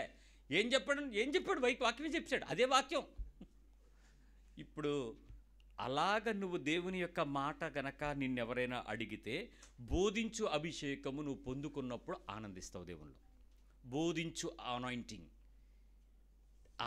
ఎక్స్ప్లెయిన్ చేసేటప్పుడు నీకు ఉండేటువంటి ఆ హ్యాపీనెస్ ఉంది చూసారా, చెప్పేటువంటి దైవికమైన విషయాన్ని దైవికమైన పద్ధతిలో, దైవికమైన ప్రేమతో, దైవికమైన క్రమములో వాడికి అర్థమయ్యేటట్లు, ఎవడైనా వాక్యం బోధించినట్లు, దైవోక్తులు బోధించినట్లు బోధిస్తాను చూసారా, అలా ఎక్స్ప్లెయిన్ చేయటానికి మీరు ఎప్పుడూ కూడా మా పాస్టర్ దగ్గర తీసుకెళ్తాను అడగకూడదు. అయ్యగారు రమ్మంటారా, ఒక్క 10 నిమిషాలు టైం ఇవ్వండి, మా బామ్మరిది ఏదో ప్రశ్న అడుగుతున్నాడు. మీ బామ్మది ప్రశ్న అడిగితే బావ నువ్వు చెప్పు, మళ్ళీ ఈ బావ దగ్గర తెస్తావు ఎందుకు, లేని పని విషయాలన్నీ పెట్టడానికి. అంటే ఎంతోసేపు నిన్ను నువ్వు స్లిప్ తప్పించుకోవడమే. ఎవడో చెప్తాడు, నీకెందుకు అభిషేకం లేదు, నువ్వెందుకు దాన్ని బోధించవు, నువ్వెందుకు దాన్ని వివరించవు, నువ్వెందుకు దానికి సంబంధించినటువంటి నిన్నేమన్నా మర్మాలు చెప్పమన్నాడా, ఇదేమన్నా డిబేటా కాదు కదా, విషయం కదా, విషయం వివరించు. బైబిల్ తీసుకుని దాని గురించి విషయం చక్కగా చెప్పు. అన్నా ఈ విషయం ఇలా అయింది, దీని సంగతి ఇది, దీని పూర్వం ఇది, దీని పరం ఇది, దానికి సంబంధించిన విషయం ఇది, నా లైఫ్లో ఇది ఇలా జరిగింది, ఈ వాక్యానికి సంబంధించినంతవరకు ఇలాంటి విషయం అయితే నాకు అవగాహన ఉంది, ఈ పరిస్థితులు ఇలా ఉంటాయి. ఇది వివరించు కృప ఎంతమందికి ఉంది? వివరించే అభిషేకం ఎంతమంది పొందారు? నేను చాలామందిని చూశాను, వాళ్ళు మాస్టర్స్ డిగ్రీస్ చేసి స్కాలర్స్, టీచింగ్స్లో స్కాలర్స్, మంచి మంచి అవార్డులు రివార్డులు పొందుకున్న ఒక ఆయన. రీసెంట్గా నా దగ్గరకు ఒక ఆయన వచ్చారు, స్టేట్ గవర్నమెంట్ బెస్ట్ ఉపాధ్యాయుని అవార్డు ఇచ్చారు. ఆ అవార్డు తీసుకున్న అవార్డు గ్రహీత అని ఆయన దానికోసం విజిటింగ్ కార్డు వేయించుకున్నాడు. స్టేట్ గవర్నమెంట్ ఉత్తమ ఉపాధ్యాయ అవార్డు గ్రహీత అని ఆయన పేరు కింద రాసుకుని విజిటింగ్ కార్డు నాకు ఇస్తే ఈయన చూసి, ఓహో మీరు మాస్టారా అన్నాను. నేను అంతకన్నా ఏమనాలి, మీరు ఇంకా మనకైతే రెవరెండా అంటాం, ఆయన ఏమంటాం మాస్టారా అని అంటే స్టేట్ గవర్నమెంట్. అది చూశానులేండి సార్, కార్డు ఇచ్చారు కదా స్టేట్ గవర్నమెంట్ అని అంటే ఇచ్చారు కదా అన్న. ఆ తర్వాత ఆయనతో కొద్దిసేపు మాట్లాడుతునేటప్పుడు ఆయనకి నేను కొన్ని విషయాలు అడుగుతున్నప్పుడు ఆయనకు స్టేట్ గవర్నమెంట్ అవార్డు దండగా అనిపించింది. నేను డిక్లేర్ చేసినందుకు కాదు, మరి ఆయన ఏమి ఇచ్చి తెచ్చుకున్నాడో తెలియదు మనకి. దండగా ఈ మనిషి కనీసం నాలెడ్జ్ లేనాడు స్టేట్ గవర్నమెంట్ అవార్డు ఎలాగ ఇచ్చారంటే ఇచ్చేస్తారు కొంతమందికి. ఈ రోజుల్లో ఏది కాదు ఏదైనా వస్తుంది, ఏదైనా తెచ్చుకోవచ్చు దానికి. అయితే ఆ తర్వాత ఆయన అడిగాను, మీరు ఏమైనా పుస్తకాలు రాశారని అన్నాడు. ఏమైనా పేపర్ సబ్మిట్ చేశారా? మీరు ఏమైనా పాటలు రాస్తారా? మీరు ఏమైనా కథలు రాస్తారా? మీరు ఏమైనా గేయాలు రాశారు? మీరు ఏమైనా కథానికలు రాశారా? మీరు ఏమైనా కార్యక్రమాలు రాశారు? మరి ఎందుకు ఇచ్చారు అవార్డు అని. ఏం చేయనోడు నీకు ఎందుకు ఇచ్చారు అవార్డు అని అంటే, అదేంటండి అలాగని ఇచ్చారనండి. నీ క్వాలిటీ తెలిసిపోద్ది కదా. నీకు ఏదైనా ఒకటి ఉందనంటే, ఒక క్రైస్తవుడిగా నీ దగ్గరికి వచ్చి నీకు ఏదైనా ఉందని ఇలాంటి క్వాలిటీ ఏమైనా చెక్ చేస్తే నీలో ఎంతమంది లెగుస్తారు? ఇప్పుడు నవ్వారు మీరు.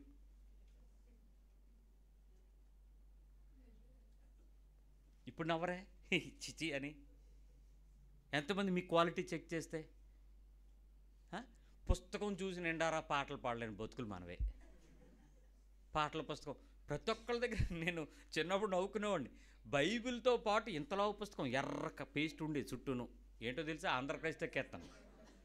రెండు పట్టుకుని వెళ్ళారు. ఎక్కడికంటే గుడికి అనేవారు. నాకు అదొక అర్థమయ్యేది కాదు. ఈ గుడికి కీర్తన పుస్తకం పట్టుకెళ్తారు ఏంటి ఇళ్ళు అని. అంటే గుడి వాళ్ళ భాషలో గుడి అంటే ఏంటి? చర్చి. ఇప్పటికీ మీరు లోతరన్స్ ఎవరినానండి ఎక్కడికి వెళ్ళారంటే ఏమని చెప్తారు వాళ్ళు? గుడికే. అది గుడికి బడికి దడికి ఇలా పేర్లు అలవాటు అయిపోయింది. అది గుడికి ఆ పుస్తకం లేకుండా అప్పుడు నేను అడిగాను, ఇది ఎందుకండి అని. ఇదంటే బైబిల్, వాళ్ళు ఏదో చెప్తారు మీకు చదవరు కాబట్టి దాన్ని తీస్తారు. ఇది ఎందుకంటే ఇది చూసి పాడను కానీ ఇన్ని సంవత్సరాలు వచ్చిన చూడకుండా పాడలేరా అన్నాడు. దేవుని స్తోత్రం ఏంటంటే మనకు కూడా అదే గతి. అదేం పెద్ద తేడా ఏం లేదు మనకి. ఎవడైనా ఏమైనా అడిగితే ఒక ఆవిడ చెప్పింది, తప్పులు పాడేస్తామని. తప్పులు ఎందుకు పాడేస్తావు? ఎందుకు పాడేస్తావు తప్పులు? దేవుని గురించి మాట్లాడి తప్పు ఎలా పాడతావు? యెహోవా నామమును వ్యర్థంగా ఉచ్చరించచ్చా? మరి అలాంటప్పుడు దేవుని భయం నీకుంటే నీ జ్ఞానం జ్ఞాపక శక్తి వస్తాయి కదా. ఖచ్చితంగా దేవుని కొరకు ఆ కాంక్షతో తీవ్రంగా ఉంటాయి. ఆఫ్టర్ ఆల్ సినిమా పాటలు పాడే ఇంత బొడ్డగాళ్ళు పుస్తకాలు చూడకుండా పాటలు అనర్గళంగా పాడేస్తున్నా. నీకేమొచ్చింది? పరిశుద్ధాత్మతో ఉన్నవాడు కూడా నువ్వు చెప్పలేవే. సో ఆ మాస్టర్తో మాట్లాడినప్పుడు ఆయన నాకు అర్థమైంది. ఆయన పేరు ఇమ్మాన్యుయేలు. మళ్ళీ దేవుడు తోడుగా అర్థం. కొన్ని వచనాల గురించి చిన్న మాటలు డిస్కషన్ వచ్చేటడికి ఆయన నోరు ఎల్లబెట్టి నిజంగా మీరు మాట్లాడతారండి అన్నాడు. అదే మాట్లాడతాం. నీ మాటలేవి? మరి అవార్డు కదా, అవార్డుకి దగ్గర ఏది? ఇప్పుడు మీకు ఏ అవార్డు లేదు కదా, అప్పుడు మీరేమైనా మాట్లాడతారా? మాట్లాడరా? యాకోబు పత్రిక 1వ అధ్యాయము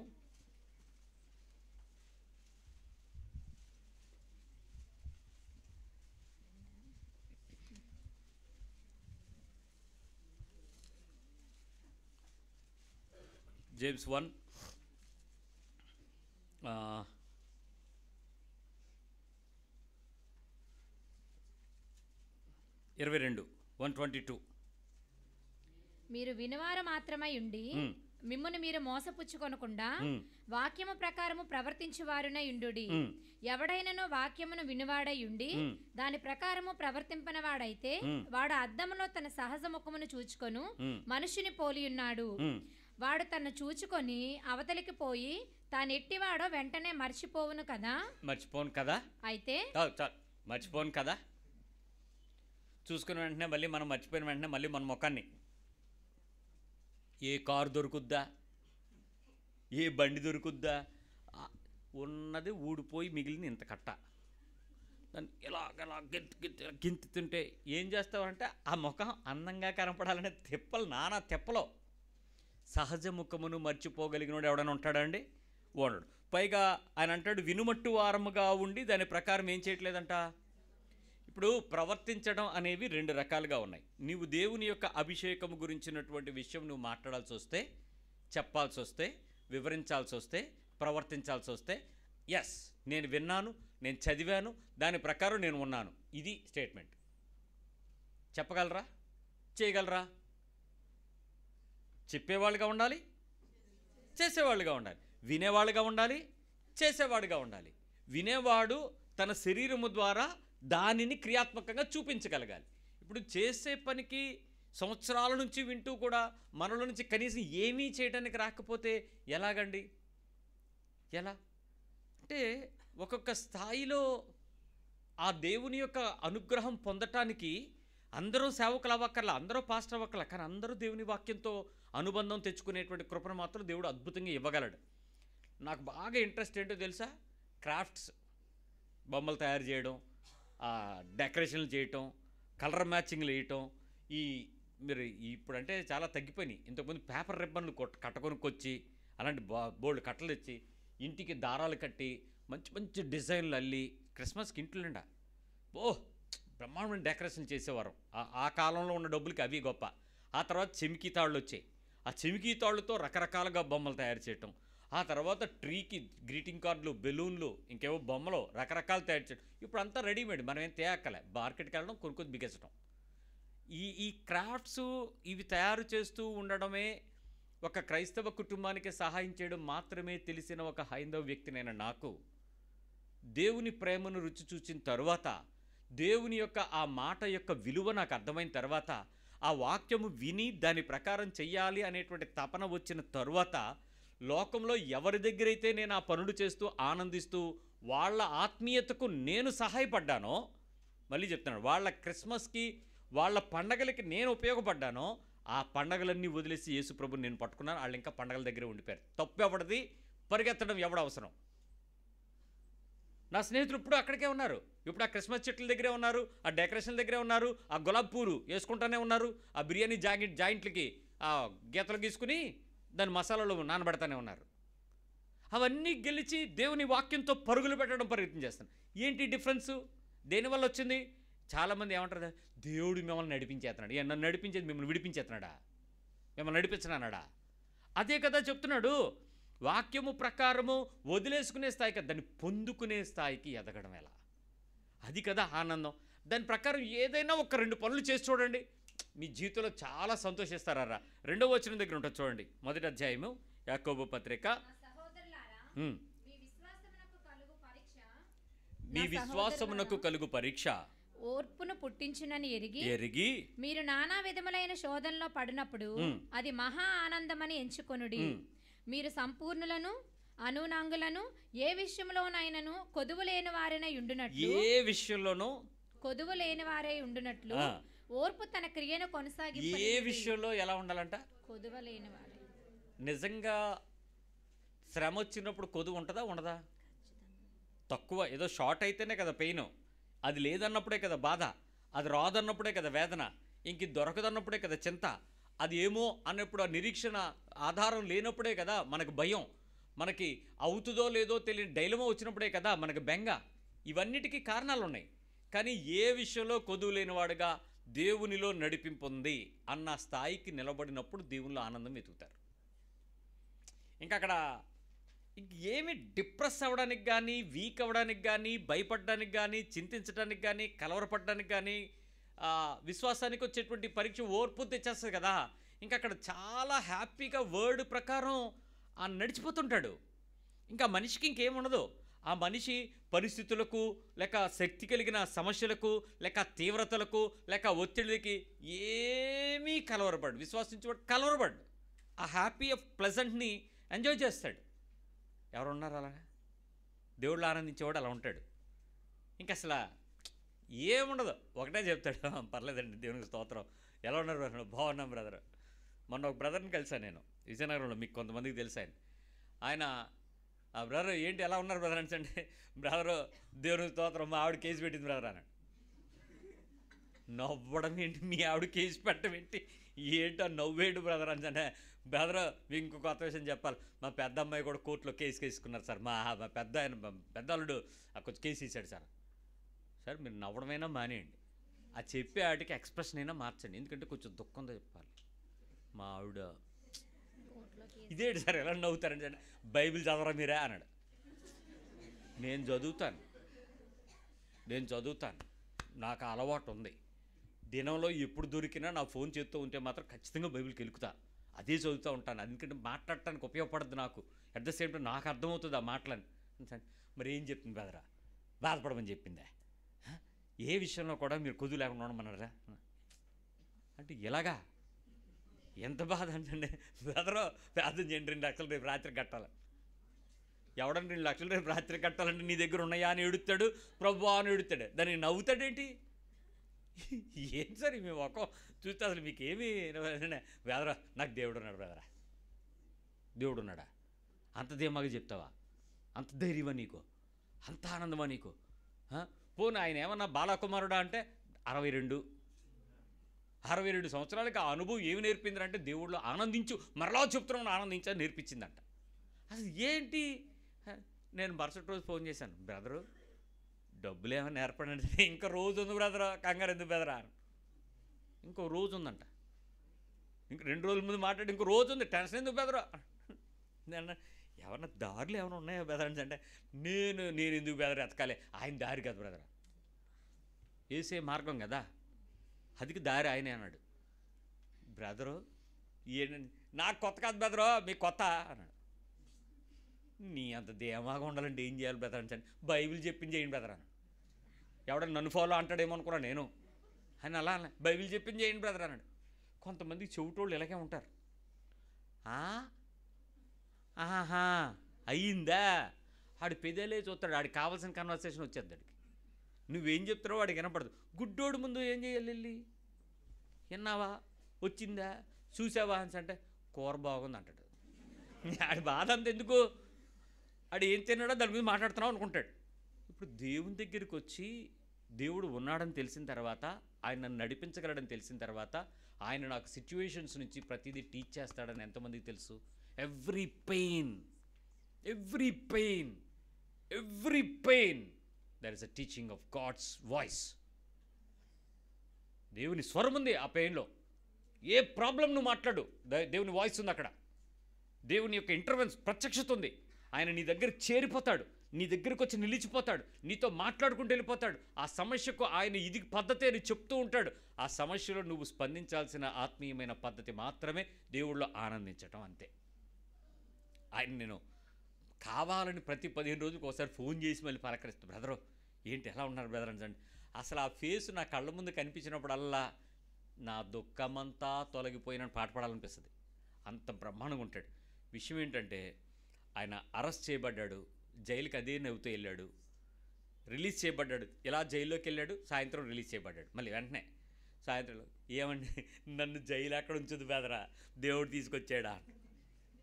అసలు దేనికి బాధ, ఎవడి మీద నింద, ఓ సొనుగుడు, ఓ తొక్కం ఏమీ లేని మనిషి ఈ వచ్చిన అతను. అంటే దాన్ని అడిగితే ఆయన ఒకటి అంటాడు, లేదు బ్రదరు దేవుడు మంచోడు బ్రదరు, వదిలిపెడితే కదా బ్రదరు. ఇవన్నీ ఇస్తున్నప్పుడు దాని గురించి మనం చూడకుండా దేవుళ్ళు ఎదగలం కదా బ్రదరు. ఎంతమందికి అర్థమైంది వాక్యం? నీ లైఫ్లో అది ఉందా? తెచ్చిపెట్టుకునే కితకితలో యూట్యూబ్లో కామెడీలు, ఆ జబర్దస్త్, ఎక్స్ట్రా జబర్దస్త్, మళ్ళీ దానికి రకరకాల ప్రోగ్రాంలు కూర్చుని ఈయనే ఆనందం క్రీస్తులో ఉండే ఆనందమా? అది ప్రత్యక్షమైనటువంటి ప్రత్యేకత కదా. ఆ రకమైన సంతోషంలో నువ్వు ఆనందించగలిగిన స్థాయికి ఎదగలగడం కదా దేవుడు కోరుకుంటున్నాడు. లోకాసువార్త 21వ అధ్యాయము 19వ వచనం చూడండి. మీరు మీ ఓర్పు చేత మీ ప్రాణములను దక్కించుకొందురు. ఎలాగా? ఓర్పు చేత. అంటే వాక్యము మీ దగ్గరికి వస్తున్న కొద్దీ అంట, దేవుడు మిమ్మల్ని బోధించే కొద్దీ ఎలా ఉంటారంట, ఓర్పు చేత ప్రాణము దక్కించుకొందురు. అంటే ఓర్పు లేకపోతే ప్రాణం ఏమవుద్ది చెప్పండి? మీరే ఏదైనా సమస్యలో మీరు భంగపడ్డారంటే ప్రాణం పోగొట్టుకున్నారు, అవమానపరచబడ్డారంటే ప్రాణం పోగొట్టుకున్నారు, సిగ్గుపడ్డారు అని అంటే ప్రాణం పోగొట్టుకున్నారు, ప్రాణం దక్కించుకున్నారు అని అంటే అవన్నీ చెయ్యకుండా ఓర్పుతో ఉన్నారని అర్థం. వాళ్ళు అంటున్నారా? ఓర్పుగా ఉండండి. వాళ్ళు తిడుతున్నారా? ఓర్పుగా ఉండండి. వాళ్ళు అనుకుంటున్నారా? ఓర్పుగా వినండి. వాళ్ళు చేస్తున్నారా? ఓర్పుగా భరించండి. ఓర్పు చేత మీ ప్రాణం మీరు ఏం చేసుకోవచ్చట? గెలుచుకోవచ్చు. కాకపోతే కొన్ని ట్రయల్స్ ఉంటాయండి. ఈవెన్ విత్ గ్రేట్ ఎక్స్పీరియన్స్ చెప్తున్నాను నేను. ఆ పర్టిక్యులర్ పీరియడ్ ఆఫ్ టైంలో నీ శరీరము నీకు తెలిసిన ఆత్మీయతను చంపేయమంటది. నీకు తెలిసిన యేసు ప్రభువుని సమాధిలోంచి లేపొద్దంటది. అలాగే సిలువు మీద ఉంచు ఆయన్ని. లేస్తే లేనిపోయిన గొడవలు అవుతాయి, లేపకంటది. అలాగే ఉంచి నిన్ను విలయతాండం చేయమంటది. నిన్ను ఏమైనా చేయి పర్వాలేదండి. మాటకు మాట బదులు, తిరగబడు, అరు, కేకలి, తిట్టు, సొణుగు, దూరం అయిపో, వెళ్ళిపో, ఉండొద్దు, చూడొద్దు, సహాయ నిరాకరణ చెయ్యి, ఇంకేమైనా అయితే పాత గుర్తు తెచ్చుకో, తవ్వో, తిట్టో, ఎవడో తప్పో, రెచ్చిపో, ఏమీ అవ్వదు, తర్వాత ఎలాగో క్షమాపణ ఇస్తాడులే దేవుడు, చేసేయి. ఓర్పు చేత నీ ప్రాణము ఆ టైంలో దక్కించుకోవడం పోగొట్టుకోవడం ఈజీయా? పోగొట్టుకోవడం చాలా సింపుల్ అండి. సింపుల్గా ఒక జారిపడడం చాలా సింపుల్ అండి. తొందరపడి ఒక మాట ఇసరడం ఈజీ అండి. ఒక్క నిమిషం ఓపిక పట్టడం, దేవుడి చేత దక్కించుకోవటం. అంటే దేవుని మాట చేత నాకు పొందే సహాయం, దైవికమైన వివరణ అక్కడే. నేను ఎంత ఎక్స్ప్లెయిన్ చేయాలన్నా నా పదాలే కాదు, నా బాడీ కూడా సహకరించాలి, నా ప్రాణము సహకరించాలి, నా మనస్సు సహకరించాలి, నా అవయవాలు సహకరించాలి. ఆ స్థాయికి నన్ను నేను అణుచుకోగలిగిన స్థాయికి దేవుని యొక్క ఓర్పులో నన్ను నిలబెట్టడం. ఒక ఆవిడ చెప్పారు, అన్నయ్య భరించగలిగినంతకాలం భరించాను, ఇంక నేను భరించలేను, వెళ్ళిపోతున్నాను అంది. వెళ్ళిపోమ్మా, దానిలో నేను ఆపలేను. ఎందుకంటే ఇన్ని రోజులు నేను వాక్యం అడ్డం పెట్టి ఆపాను, ఇంక నేను వేస్ట్, నేను ఫెయిల్ అవుతాను, కానీ పర్వాలేదు, వెళ్ళిపో. కానీ ఒకటి గుర్తుపెట్టుకో, హాగరును దారిలోనే దేవుడు కలిసాడు, ఇంట్లో కలవలే. తెలుసా? ఇంట్లో కలిస్తే రోడ్డు మీదకి ఎందుకు వెళ్తా తల్లి? మా ఇళ్ళలు దేవుడికి కూడా తెలుసు నువ్వు రోడ్డు మీదకి వచ్చేంతవరకు కలవకూడదని. చూసుకో అన్నానండి. ఇంకెళ్ళనాను. ఎందుకు వెళ్ళవు అంటే కలుసుకుంటాడని భయం. కలిసేవాడైతే అక్కడ కలుస్తాడు, ఇక్కడ కలుస్తాడుగా. ఇక్కడ కలవట్లేదన్న కోపం కాదు, ఓర్పు లేకపోవడం పాపం. క్రైస్తవుడు ఓర్పు పట్టకపోవడం పాపం. ఓర్పు పట్టి ప్రాణం దక్కించుకోవాలని తెలిసి కూడా అత్తను భరించకపోవడం, కోడలుగా భరించకపోవటం, ఆ పరిస్థితుల మధ్య ఆ ఉద్యోగిగా అధికారిని సహించకపోవటం, పరిస్థితుల మధ్యలో వ్యతిరేకత కలిగి వస్తున్నటువంటి కొలీగ్స్ మధ్యలో నువ్వు ఆ ఓర్పుతో ప్రాణం గెలవలేకపోవటం, నీ చుట్టూ ఉండేటువంటి మనుషులు పీక్కు తింటున్నప్పుడు భరించకపోవటం, అధికారికంగా నీవు ఎంత జ్ఞానం కలిగిన వాడైనా నిన్ను తొక్కేస్తూ ఉంటే ఓపిక పట్టి ప్రాణం దక్కించుకోకపోవడం పాపమే. వాక్యము తెలిసిన తర్వాత నేను దేవుణ్ణిలో ఆనందించడం మాత్రమే నాకు తెలియాలి. సిచ్యువేషన్ డిమాండ్ చేసేటప్పుడు నా బాడీ ప్రొవోక్ చేసేవి చెయ్యకూడదు, నేను ఆపుకోవాలంతే. నా శరీరం నాకు సిలువలోకి తీసుకుపోద్దండి. దీన్ని నేను కోరిక వైపు తీసుకెళ్ళకూడదు, క్రీస్తు వైపు తీసుకురావాలి. యేసుతో పెట్టేటప్పుడు నన్ను బంధిస్తుంది వాక్యం. బంధించిన వాక్యము నన్ను క్రియారూపకంగా చేయిస్తుంది. శరీరం ధరించుకున్న యేసు ఎలాంటి పరిణితి అయితే కలిగి ఉన్నాడో, సేమ్ గాడ్ వీఆర్ వర్షిపింగ్. మనం ఆరాధిస్తున్న దేవుడు అలాంటి దేవుడే, అలాంటి దైవిక ప్రేమే. కాబట్టి నువ్వు గెలవగలవు, నువ్వు చెయ్యగలవు, నువ్వు అనగలవు, నువ్వు ఎంతో ఆనందించగలవు. ఆ విషయాన్ని నువ్వు ఎంతవరకు ప్రయత్నించగలవు ఒకసారి చూడు. నా ఫ్రెండ్స్ కొంతమంది కలిసాం, మాట్లాడుతుంటే తల మాట మాట్లాడేస్తున్నారు. మాట్లాడుతుంటే ఒక పక్క వాళ్ళందరికన్నా క్లాస్గా మాట్లాడగలను నేను, ఎందుకంటే మనకు ఆల్రెడీ బైబిల్ నేర్పిన మాటలు చాలా ఉన్నాయి కదా. సో మంచి ఒక్క మాట వేస్తే గుణపం దిగిపోద్ది ఒక్కొక్కడికి. కానీ నవ్వుతూ వాళ్ళు అంటుంటే అందరూ సైలెంట్ అయిపోయి ఒకసారి, సార్ మీరు ఏదో అంటారు, దానికోసం మేము వెయిట్ చేస్తున్నాను. నేనేమంటానో మీకు తెలుసు కదా అంటే, మీరు అనేదానికి మేమందరం ఇప్పుడు రెడీ అయిపోవాలన్నాడు. నేను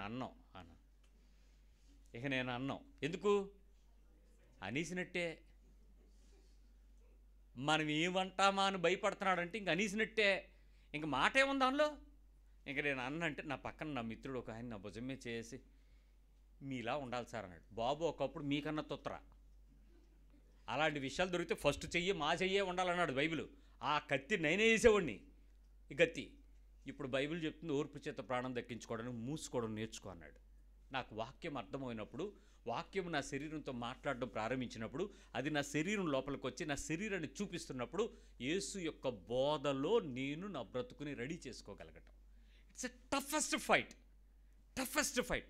మీ ఇంట్లో ఎవ్వరూ లేరు, ఇద్దరే ఉన్నారు, చెప్పండి ఒకసారి.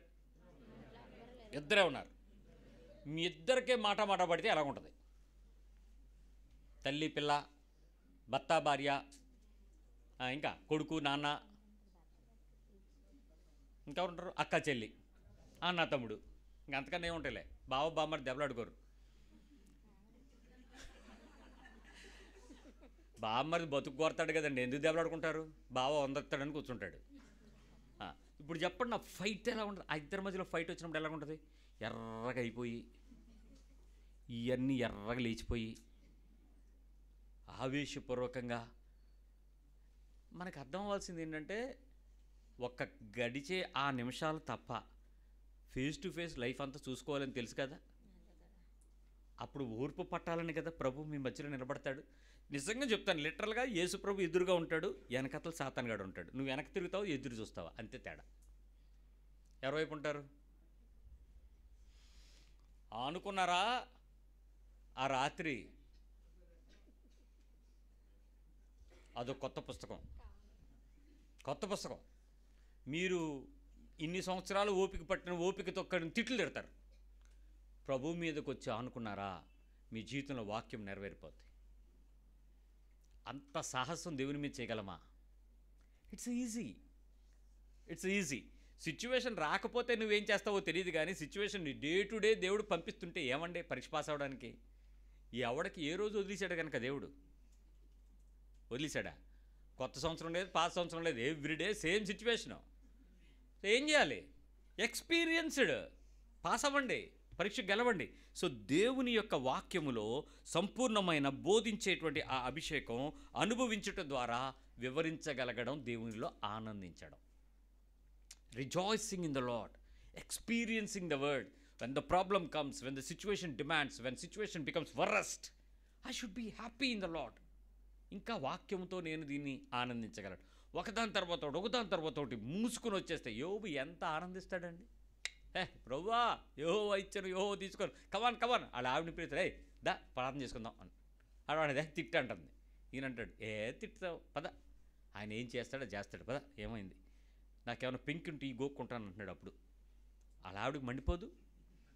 ఒక పక్క జబ్బు వచ్చి ఒళ్ళంతా పుచ్చిపోయి జోబ్ సిండ్రోమ్ అంటారు, ఆ జబ్బు గోక్కోల్సి వస్తూ ఉంటే దేవుని యందు ఆనందించగలగడం అంటే సిచ్యువేషన్ని చూడకుండా ఆ సిచ్యువేషన్ ఇచ్చిన దేవుని యొక్క సహాయం కొరకు దేవుని దగ్గర ఆనుకోవటం.